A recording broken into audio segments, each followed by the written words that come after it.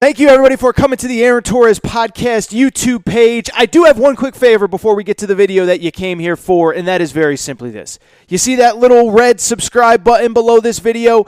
Go ahead, smash that subscribe button. It really does help me. It really does help this channel grow and my audience grow. So go ahead and hit that red subscribe button. And now, here is the video that you came here for. With that said, though, let's get to the topic of the day. And the topic of the day is what quickly became the single biggest story in sports, frankly, over, I don't know, the last 4 or 5 days, right?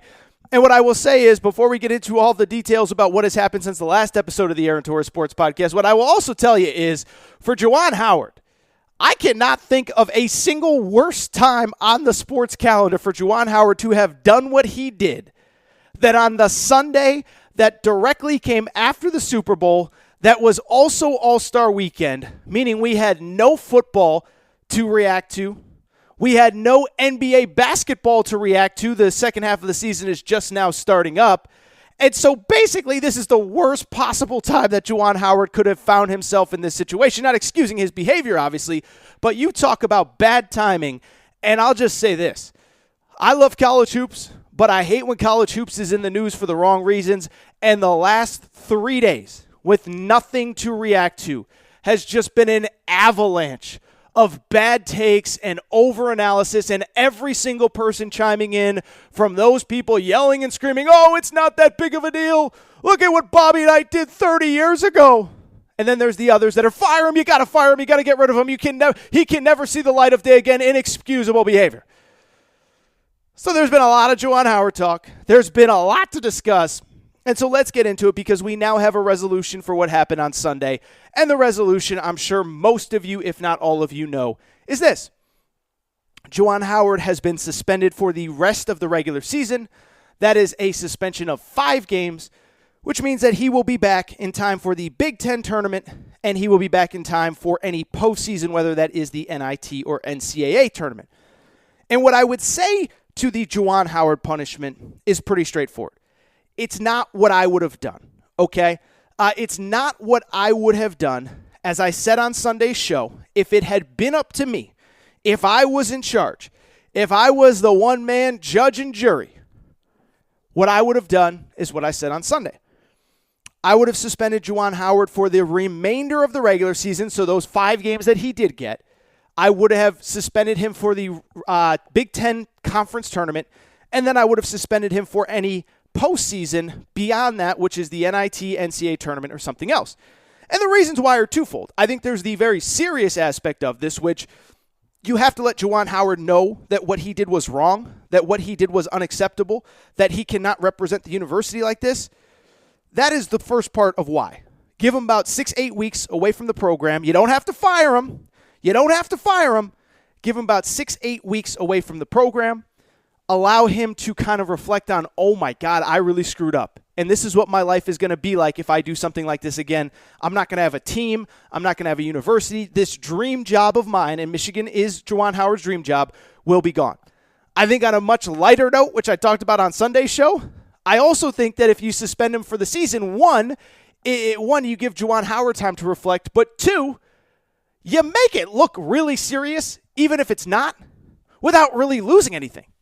Because this, to me, as I said on Sunday's show, it's almost like when you give yourself a self-imposed NCAA tournament ban or NCAA bowl ban, a bowl ban when you know you're not good, when you're 6-6, or when you're 5-7, or when you're 5-6 and you got 1 game left of the season.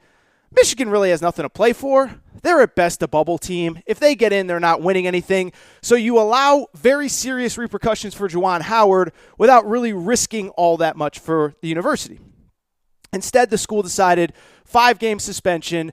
This is it. End of the regular season will allow him back for the Big Ten tournament.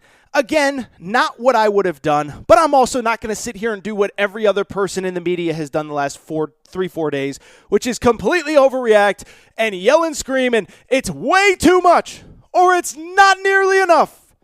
I think it's about on the bottom part of what is acceptable. Again, I would have given him the rest of the season, come back for the 2022-2023 campaign. You're not fired. You still have your job, but you're done for the rest of this season. but I'm not like outraged. I'm not going to yell and scream. I think 1 to 2 games would have been not enough. I certainly think no suspension wouldn't have been enough. But I also, as I said on Monday's show, that I did believe that a firing was also completely unacceptable. So why do I believe that the 5 games is acceptable? I believe anywhere from 5 games to the rest of the season would have been appropriate. To me, there are 3 definitive reasons that 5 games was the bare minimum. People said, is 5 games enough? Torres, you wanted him suspended for the rest of the year, but is 5 games enough?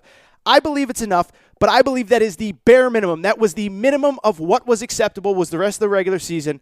And to me, there are 3 reasons why. The first one is, and I don't think this has actually been covered enough, this is not Juwan Howard's first run-in with another college basketball coach. I know most of you guys and girls remember, because you're huge college basketball fans, you wouldn't listen to this podcast if you weren't. But Juwan Howard had a dust-up with Mark Turgeon, the former Maryland coach, in last year's Big Ten tournament. Same deal, handshake line, late in a game. And I think it's been out there long enough right now. It's been reported long enough, but there was some back and forth, and Mark Turgeon may have said some things about Juwan Howard, about the Fab Five, that Juwan Howard took offense to, was not happy with. And if those things that Mark Turgeon said were actually true, I would not have been happy with it either. But it's not as though this is Juwan Howard's first incident. And so for Michigan, you have to give him a bare minimum of the regular season, because it's like, dude, this is strike 2 now. This is strike 2, and if this happens again, you're in real trouble, and we can't justify defending you if this happens again. This happened last year. By the way, it's only year 3 for Juwan Howard. It's not like people want to crush Bobby Knight. People trying to bring Bobby Knight into this thing. It's like Bobby Knight, probably not a very nice guy, but he had like 2 or 3 real incidents over a 30-year career. Juwan Howard has had 2 dust-ups with 2 different coaches in conference in 3 years as a head coach.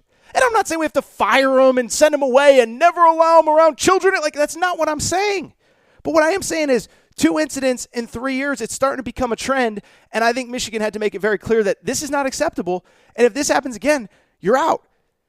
The other reason that I would add that I believe that 5 games was about the bare minimum of what you could have given him and easily could have justified more, I do think that on top of the fact that, I don't know, he actually swung at a Wisconsin assistant coach, is the fact that, I don't think he really showed any contrition. And to be clear, I'm not one of those, that sorry wasn't sincere enough to me. By the way, I don't know if any of you guys and girls watch Curb Your Enthusiasm. There's a great episode where Larry David, his sorry wasn't sincere enough. And so, I'm not that guy.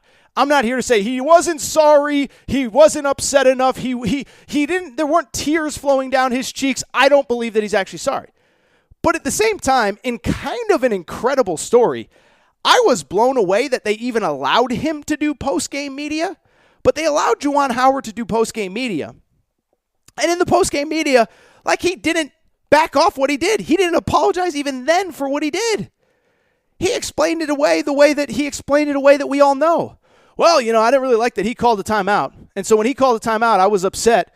And I let him know. And it's like, bro, you just swung at another coach. I'm not saying that Greg Gard doesn't have blame. We'll get to Greg Gard in a minute.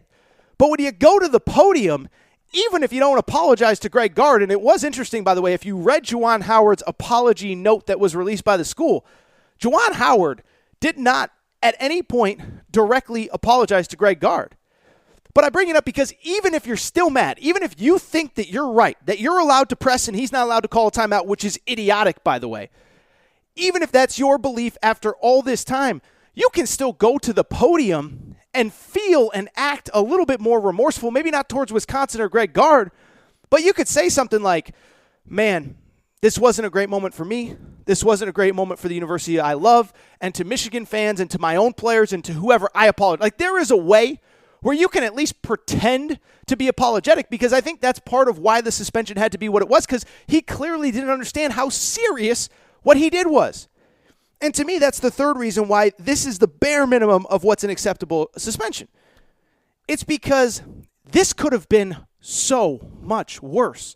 And it's really interesting because in general, if you guys and girls listen to this show, I don't live in the never, never land. I don't talk about stuff that is never going to possibly happen. I like to live in the moment, who, what, when, where, why, what happened, what does it mean, all that good stuff. What I don't do is make-believe stuff. The stuff that, the stuff that I find to be the least compelling content that people do. Let's do a redraft. If the 2017 NBA draft was today, who would you take number 1 overall? It's like, who cares? Markelle Fultz went number 1 overall. You could have had Lonzo Ball, De'Aaron Fox, Bam Adebayo, Jason Tatum, Donovan Mitchell, but you took Markelle Fultz. So I don't really care about doing a redraft because I don't really, like it. It never happened. And so I bring it up because I don't generally do well, if this had happened, then what about that? And if this, what about that? Like, that's not how I operate. But at the same time, in this conversation, I think it's worth noting, considering what Juwan Howard actually did, and I'm not saying he's the only one to blame here, but considering what Juwan Howard actually did, this could have been much, much, much worse. I had a listener reach out to me on, I guess it was Monday or Tuesday, before I started recording. They brought up a good point. I said, hey, Aaron, I'm just curious for your perspective. What would have happened if Juwan Howard, instead of hitting and touching, physically hitting an assistant coach, what if instead he hit a Wisconsin player? What if a Wisconsin player was in the way and got hit even if he was intending to hit an assistant coach? Well, Juwan Howard would have been the modern-day Woody Hayes, and Juwan Howard would have been fired. And so you think about all of the ramifications of what could have happened. It could have been a closed fist. Somebody could have been seriously hurt. It could have been a Wisconsin player. It could have been, I don't know, a referee, a fan, somebody. It could have been so much worse. And so that, to me, is why this 5-game suspension makes sense. Because you have to set the tone that this type of behavior is not appropriate, that this type of behavior cannot be tolerated, that this is zero tolerance going forward, right? We gave you last year with Mark Turgeon. We blamed him. We're giving you now to work through your own issues, whether it's, if you want to call it anger issues or whether you want to call it whatever. We're giving you that. Take a step back. Think about what you did. Think about everything that you could have lost, and think about everything that was potentially at risk if it had gone worse. And so to me, the 5 games feels about right. I would have given him a little bit longer, but I'm not going to sit here and be outraged that it wasn't longer itself. And now, Juwan Howard, it's up to you, man. It's up to you. I said it on Sunday's show. Everyone I know who spent time around him says he's a great guy. He loves the university. And I think that's kind of reflected in his behavior for the most part since he's gotten to the university. Cried the day he accepted a job. Talked about how much Michigan means to him. Cried last year when they won the Big Ten regular season title on the court, hugging his players. You could see how much the school means to him, how much success means to him. Well, now Juwan Howard, take some time, sit back. We'll all move on, but you got to serve your punishment.